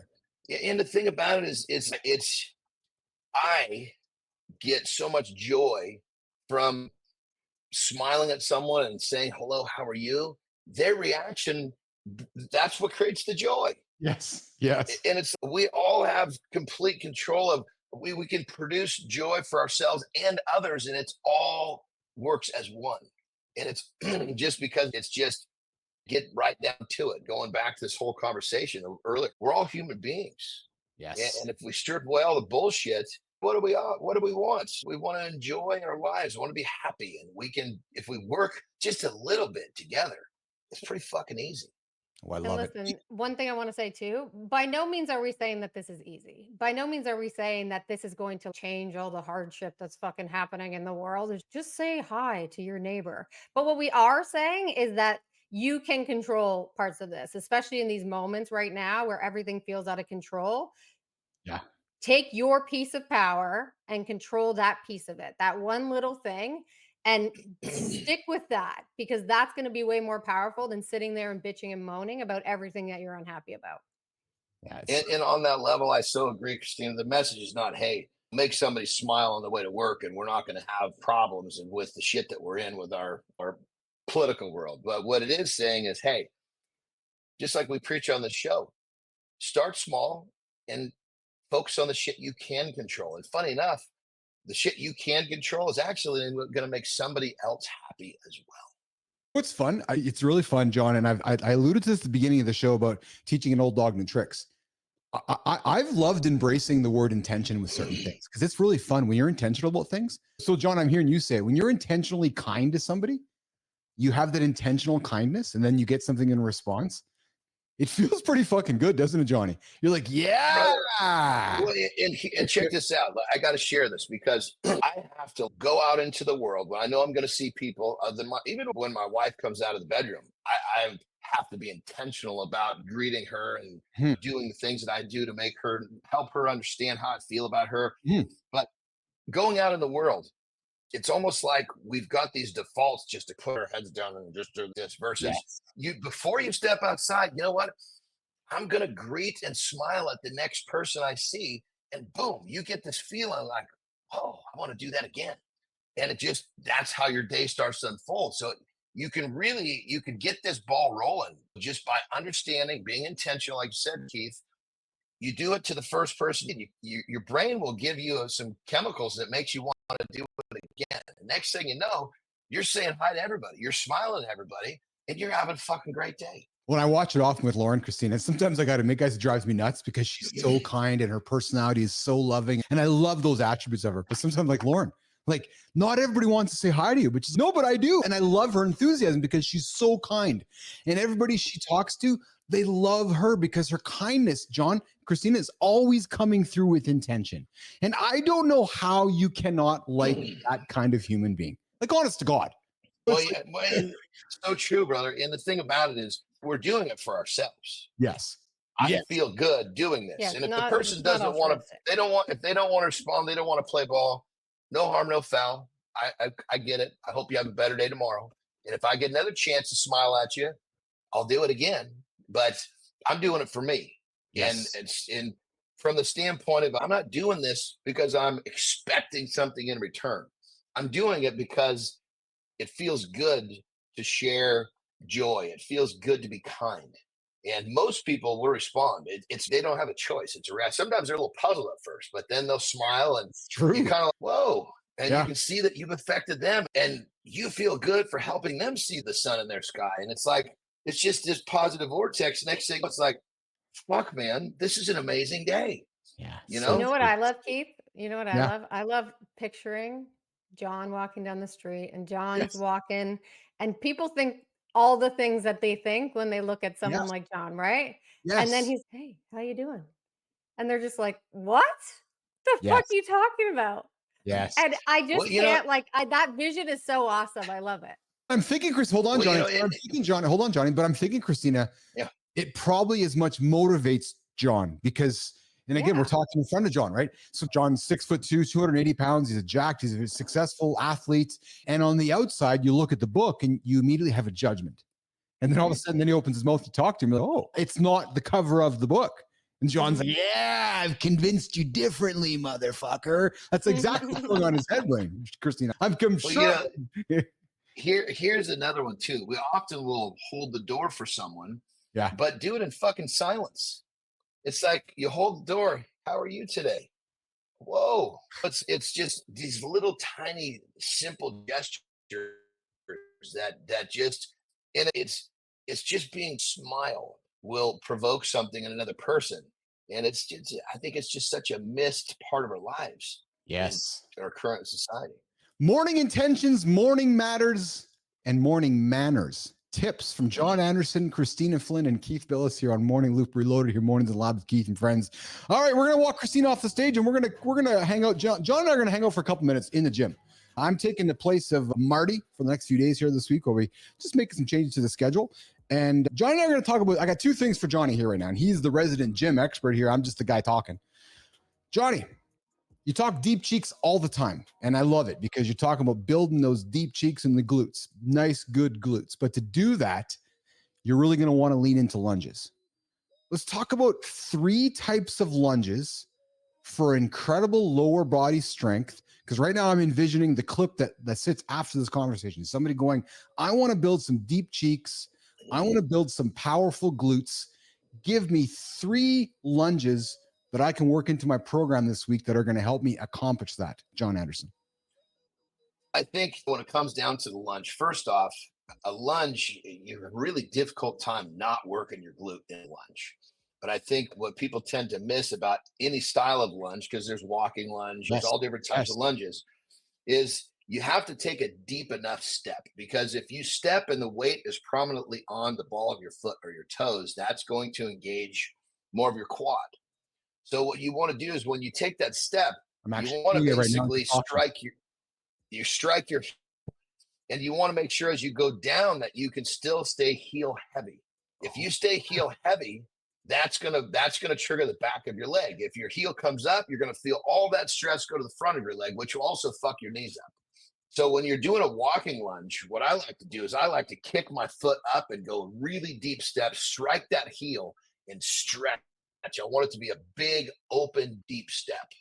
And you can literally feel that glute engage. And then you got to remember that the epicenter of the power or the motor to this movement is drawing yourself back up. If you're a walking lunge, that front foot goes out, heel down.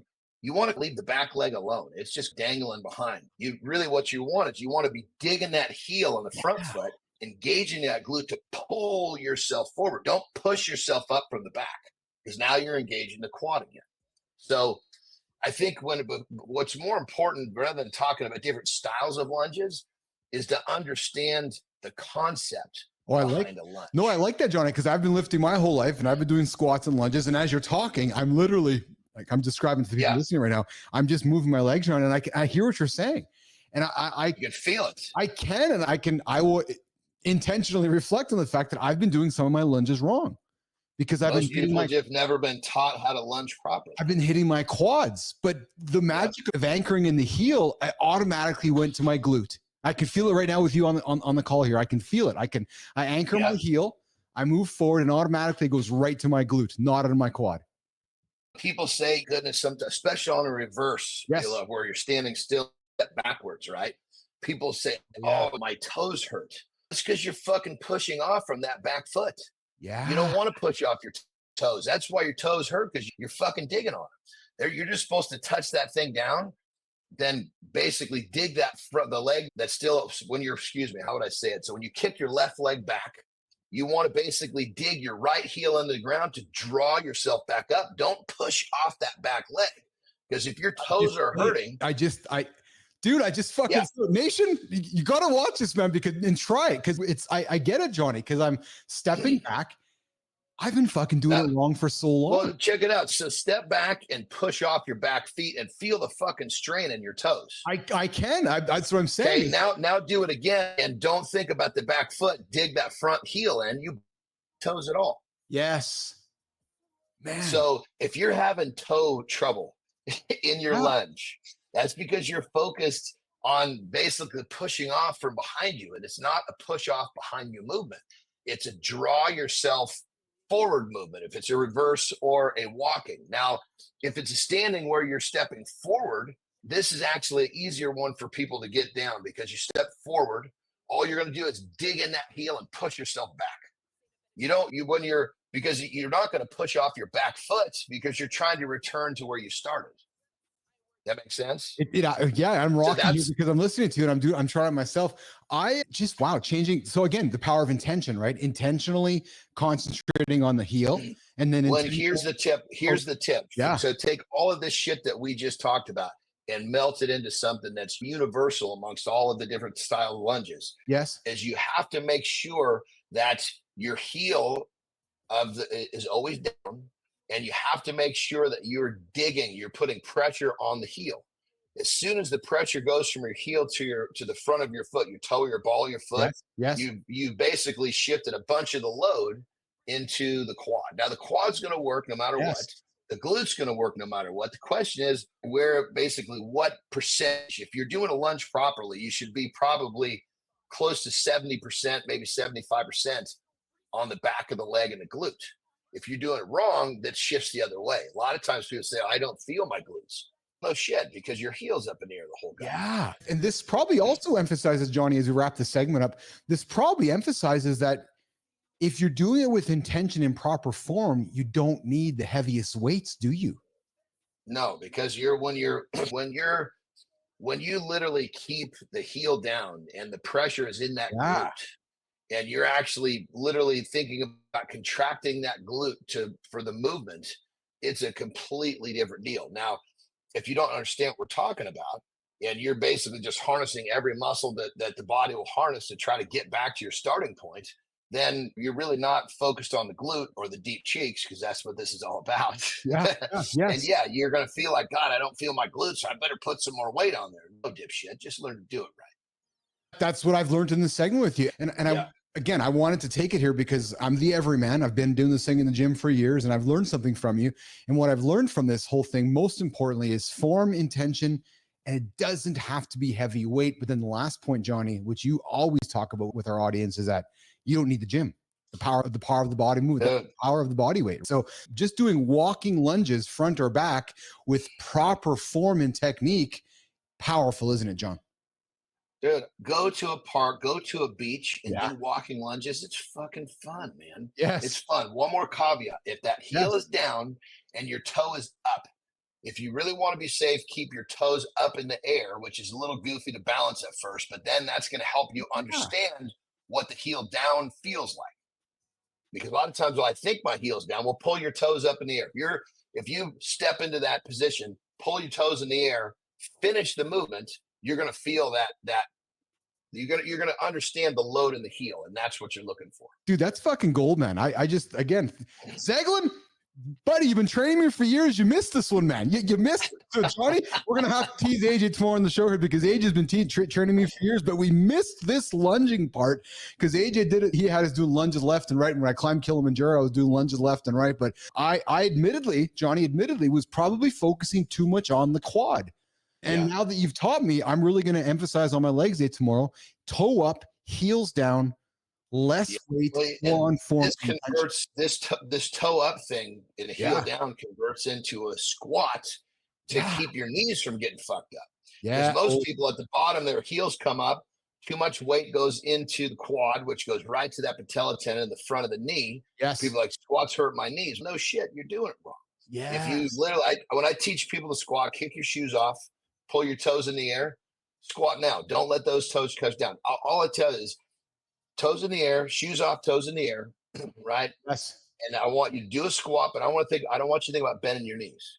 First movement is send your butt back. Your knees will bend as a positive side effect. Yeah. And they're like, wow, that feels a lot different. Yes, it does. I enjoy squatting without shoes or flat shoes, or in the past, those Vibrams, those shoes that have like the toes in them, like where you can really focus on keeping flat feet. I thoroughly enjoy that, man, because I good form.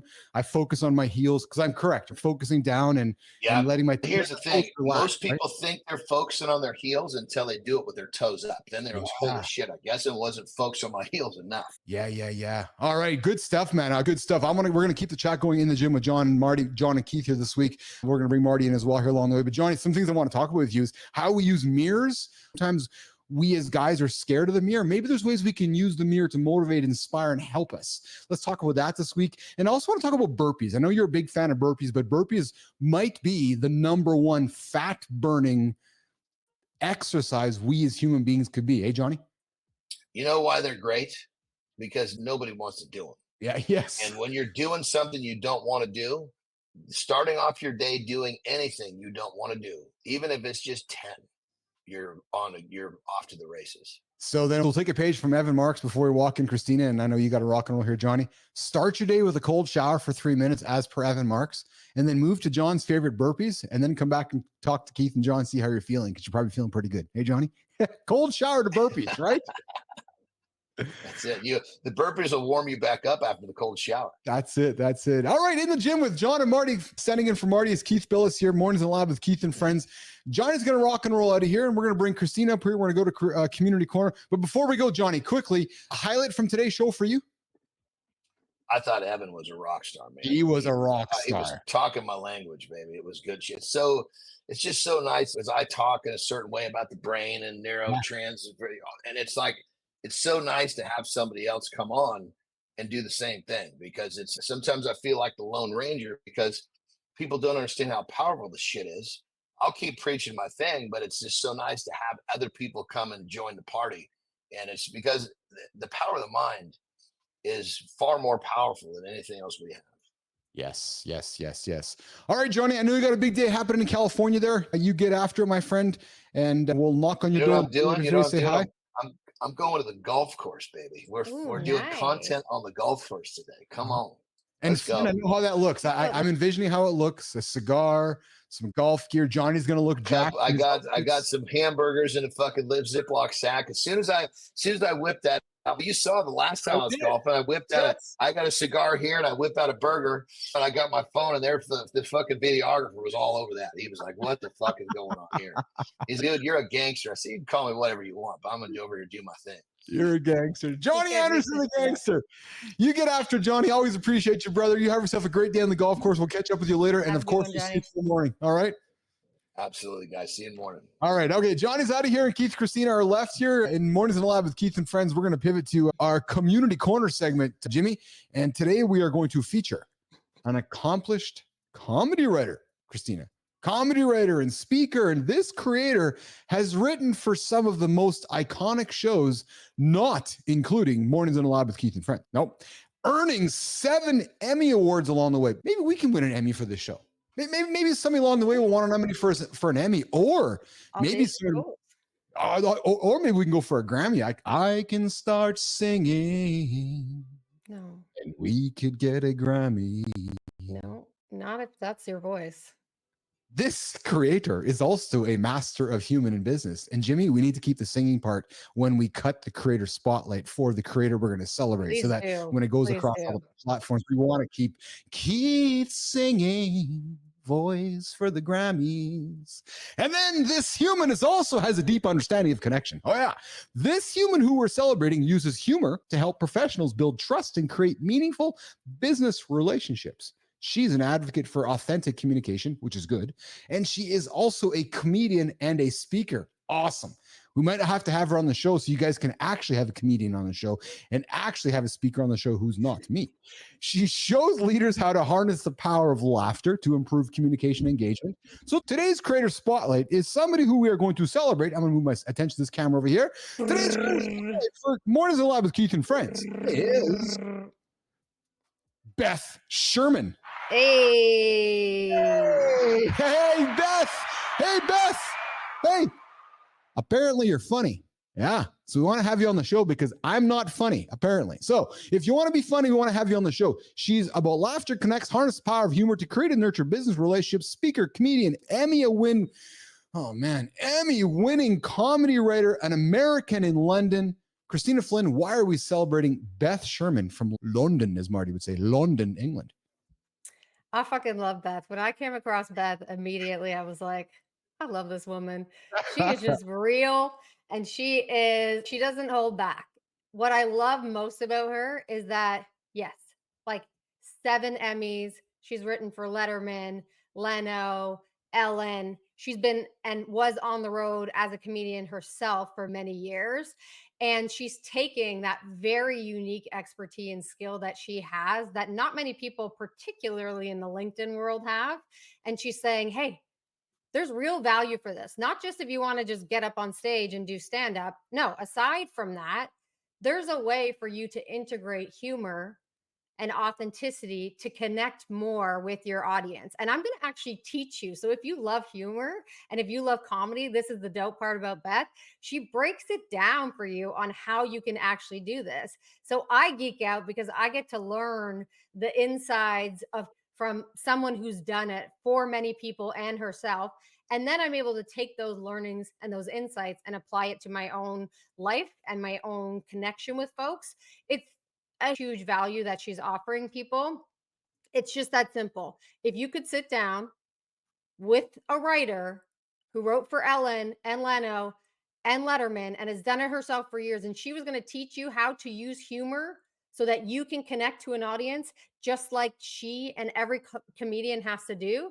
That's the opportunity that you're getting by following Beth. She said it best to me herself when she said, there's nobody better in the world at connecting with someone or connecting with an audience in a matter of seconds than a comedian, because people are sitting there and they're expecting you to be funny, and you have to immediately do it, Right.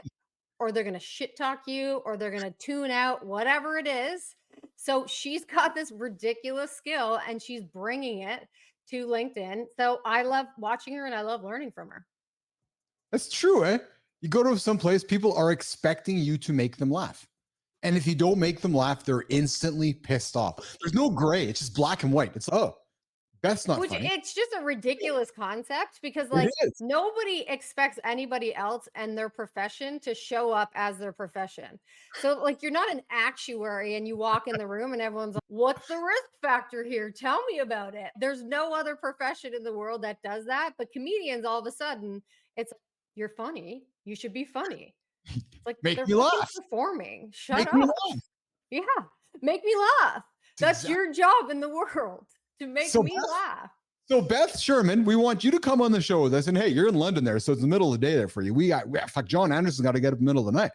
So you could get up in the middle of your day, Christina, and Beth can come hang out with us, and she could make us laugh. Maybe she could teach Keith some humor. Maybe she could write some jokes for Keith. So Beth, if you know somebody in your corner, oh, what's that, Christina? I'm gonna say this, Beth. If you want to come on the show, you don't fucking have to make anyone laugh. I would love to just learn more about what you do and give you a platform if that's of interest to you. We can't just say exactly what we said people do to her, Keith. Beth, come on the show. That's fucked up that people do that. Be funny for me. It's funny because I learned that from our friend Jeff Hatton. Remember when Jeff came on the show? I was like, okay, Jeff, make me laugh. And I love Jeff. Jeff is funny as a fuck. Jeff is, if you guys don't say that, you got to go find Jeff on LinkedIn. He makes funny fucking content nonstop. But you're right, Christina. When you put somebody, it's okay. That's the comedian. Make me laugh. And a lot of people say that about comedians, that off stage, off camera, whatever it is, they are some of the most serious people in the world. Because in order to be able to put together the jokes like they do, one, they have to have this skill in this craft that they've perfected for decades. And two, they just look at the world differently than you and I. Yes. They just do. And so in order to have that skill and that talent, yeah, you're getting on stage and you're performing. You're not walking around all the time being that exact same person. So Beth, if you want to join us, that would be lovely. We'd love to give you this platform for anything that you like. And if you want to be just serious and you don't want to fucking be funny at all, great. That's awesome too. We'd still love to have you. There you have it, Beth. So come on the show. Don't be funny. Yeah, no, actually, that's just it, Christina. Beth, you are invited to our show, but you can't be funny. Nope. You got to be fucking boring. Stop being so prescriptive. You got to be just boring. You got to come here and just be boring and monotone, just like my little teaser video to folks. All right, Beth, hey, we are celebrating you, Beth Sherman, with the Community Corner Creator Spotlight. Jimmy, we're keeping all that for our segment later for Beth. We would love to have you on the show, Beth. Come hang out with us and celebrate somebody in your orbit for the Creator Spotlight here, Mornings in the Lab with Keith and friends. All right, so listen, Keith and Christina are going to continue the show for a number more minutes before we wrap it up. We get the business and branding segment. And Christina, I'm calling a complete audible right now in front of you. I fucking knew you were going to do this. I knew you were going to do this. You have something against this segment that I have set up. You do not want to talk about Business Foundation. So please, Keith, you tell me what you want to chat about. So we are going to talk Business Foundation, but I thought we would talk about the League of Business Athletes. I thought we could maybe talk about the League of Business Athletes. I thought that we could be telling about what's happening here in the league and what's rolling out here. And the funny thing is that in many ways, Nation, it does very much segue to what Christina is proposing we talk about, which we will get to this week, which is the foundation, what your business is probably missing. Because listen, without the foundation, your business is just quicksand. It's just fucking rolling all over the place. But to start somewhere and to learn that, maybe you want to hang out with us in the league. So last week, we quietly unveiled the League of Business Athletes. It's a 100-day transformation program. You, Nation, will have a chance to hang out, invited to work with myself, John Anderson, Christopher Martin, aka C. Marty Fit, Christina Flynn, Jory Jansen, AJ Zeglin, and Adam House, all in one environment. Traditionally, most coaching programs, Christina, you go work with either Evan, or you go work with John, or you go work with Christina. And traditional coaching programs are, I want to go fix my mental mindset, or I want to go and lose weight, or I want to go and get stronger. So what I believe in the Business Athlete Performance Lab, and Christina, and what got my shit together, what helped me get through my tough times in life, going through divorce, climbing mountains, moving life forward, was stepping back and going, I don't just need one coach. I need a lot of fucking people. So I learned about nutrition. I learned about athletics. I learned about business, and I learned about all these principles, mental toughness, and I created the business athlete mindset. And that helped me, Christina, get through my shit. So what I've put together along with yourself and our wonderful team here is what we're calling the League of Business Athletes, League 100. It's a 100-day transformational experience. You might be waking up one day. You might be waking up, mister, right now. You're going, holy fuck, I'm 46. Christina, I was there. You're looking around, you're going, yeah, I got money in my bank account, but I'm feeling pretty shitty. I lost purpose. And I don't really know what the hell I'm doing. My career is great. I collect the paycheck every 2 weeks. But Christina, I'm like, there's so much more for me. So what we're inviting you to do is to come work with us, mister. Come work with Christina and build that personal brand. I know you're going, holy fuck, man, I got a resume. Christina, how many guys come to you in the personal branding space and they're embarrassed to say that, yeah, Christina, I haven't updated my resume in 30 years. How many, Christina? Right? It's common, isn't it? All the time. Right? And they haven't had to. Right. Like you've been in the same company or the same industry. A lot of the job searching that you've done has been through your network. You did all the right things. That's not the way it was supposed to be. Yes. Things have changed though. And then what also happened, Christina, right? Because Christina, I am this dude. It's 20 years ago, I woke up in my career. I'm becoming an expert in Google search. And I'm becoming an expert in all these tools that we take for granted today. Google and Microsoft and all these fucking tools. And then about 18 months ago, 24 months ago, this chat GPT, this AI stuff comes out. And now there's these guys that are all in their 40s and 50s going, what, Christina? Holy fuck, I got to go learn that now? You got to start again. I got to start again. I'm going to lose my job because that 20-year-old or 30-year-old is going to know it before I do. Actually, no, you don't. Come join the league. Myself, Christina, we're going to teach you AI. We're going to teach you all the skills you need to learn how to up level yourself to succeed in today's business world. You'll become an expert in Claude. You become an expert in chat GPT, and maybe not a 10 out of 10 expert, but strong enough where you can go to work, Christina, and go to work and provide value and not walk into a meeting with all your colleagues looking like the guy who's, yeah, fuck, I don't know what I'm talking about. Christina, talk about that, because we know there's guys going, oh my God, do I have to go learn that? Can I just pretend to hide for the next 10 years of my life and this is going to go away? It's not going away. It's not going away. It's not going away. And can you stick your head in the sand? Yes, you absolutely can. You probably did it with social media because you were like, fuck this. I don't want to learn something new. But you then are no different than the generation before you, your parents before that were like, I'm not using a credit card on the internet. I'm not giving them my information like that. And I guarantee you looked at them like, yes, fuck off. This is not that big of a deal. But now all of a sudden, you're cool. You're set in your ways. And I get it. But if this is resonating with you, it's because you're not that happy. And this is one area that we're saying, listen, you have ridiculous skills, very great skills, 30 years of experience, 20 years, whatever it is. So why not make the most out of those skills that you have as you're looking to transition into a new role, a new industry, a new company, whatever it is, start your own thing.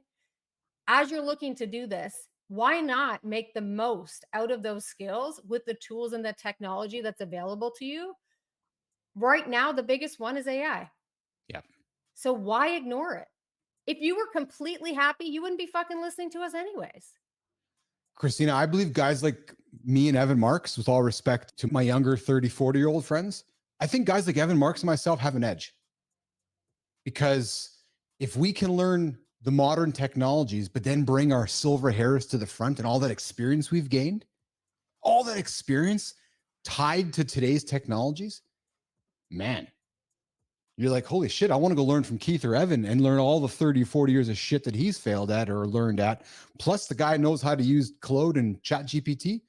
Gentlemen, those are skills. What we're saying to you is that those gray hairs are value, man. They are value in 2024. They're value in 2025. They're not something you should be embarrassed about. They're something you should lean into, right? And then we can take the AI tools we're playing with in the marketplace and bring more value to you. So I invite you to listen to what I'm going to say next. You're going to join the league. We're going to make you, and here's what might happen, Christina. Here's what might happen if somebody joins the league. They might look in the mirror and feel better about themselves. They might lose weight. They might gain muscle. They might become more confident. They might gain some skills they don't have yesterday. They might learn some ideas around intention. Their relationship with their family, their spouse, their colleagues might get better, right? So you're gonna work with AJ on mental mindset. You're gonna work with Jory on food, talking about ketosis and ketones and glucose and learning. And again, maybe things that you've learned, Nation, over your 30, 40 years of your life, but you're like, I'm fucking a little squirrely and I want to age gracefully. Christina, I'm there, man. I'm 52. I'm trying to age gracefully every single day with my food choices. You're going to learn that from Jory. You're going to work with John on good habit stacking, work with Marty on physical strength, work with Christina on building your personal brand, and then work with myself and Adam on leadership and business. So gentlemen, if you are looking for a full experience to change your life, the League of Business Athletes is for you.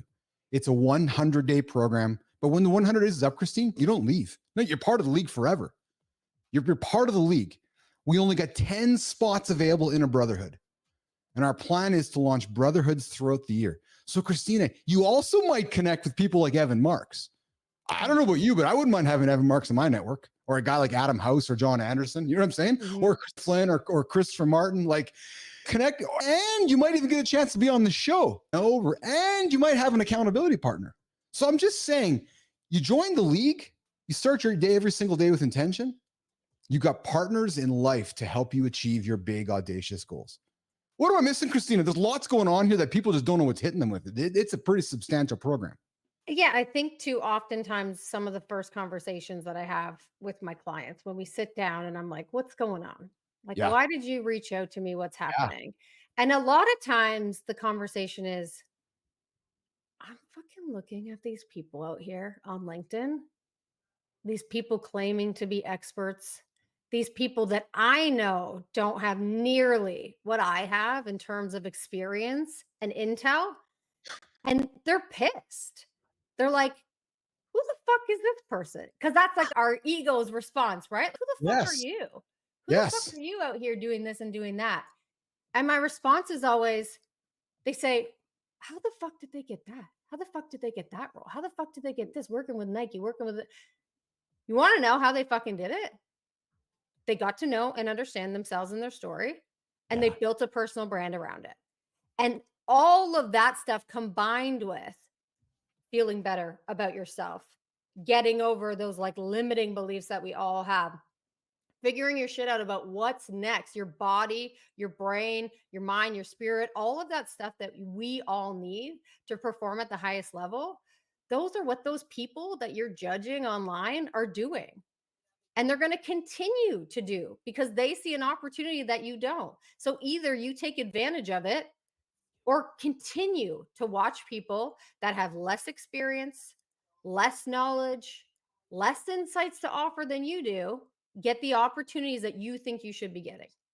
Yes.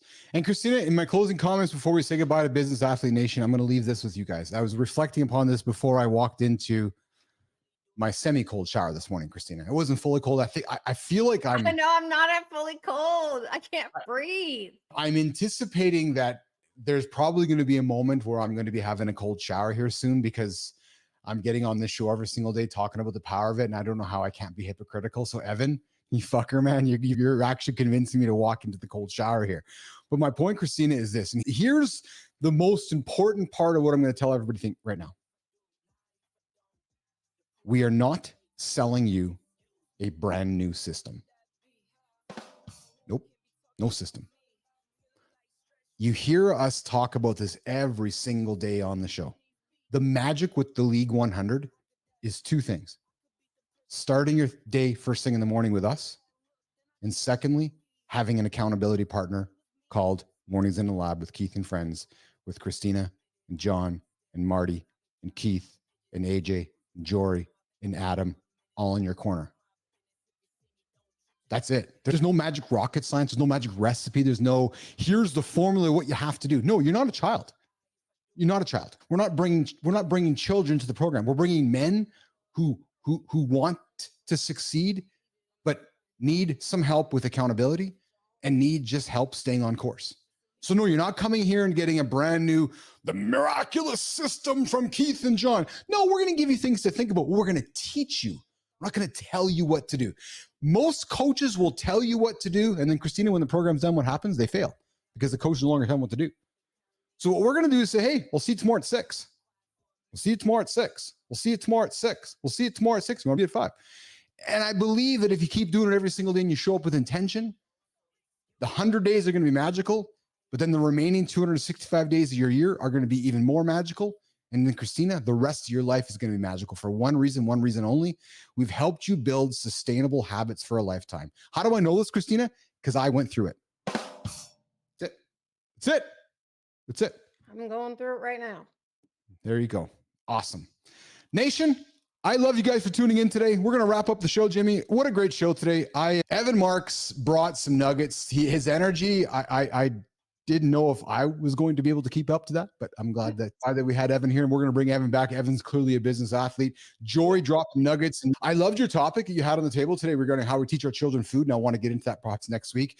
I just knew when she dropped the ketosis topic last week, and again, I always put myself in the shoes of our audience. I've been there, and I've like, okay, I want to go with the ketosis. Fuck it. It doesn't happen after 2 days. Sounds so easy until it doesn't, and the way that she was describing it, I was like, damn.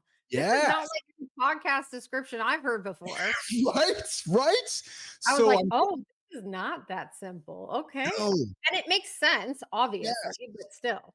Yes. So I'd encourage you guys to check that segment with Jory Jansen, the protein break. We talked ketosis. And then, of course, we spent a lot of time today talking about one thing, Christina, kindness and humanity, and not judging somebody based on policy.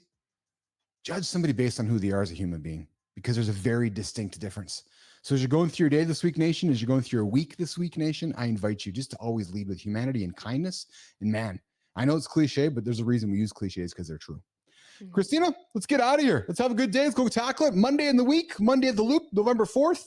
Nation, thanks for joining us today. Good time. Alex, John Dugan, Jack Dugan. Jack, I love having you here, man. And again, I invite anybody who's considering applying for the League of Business Athletes program, League 100.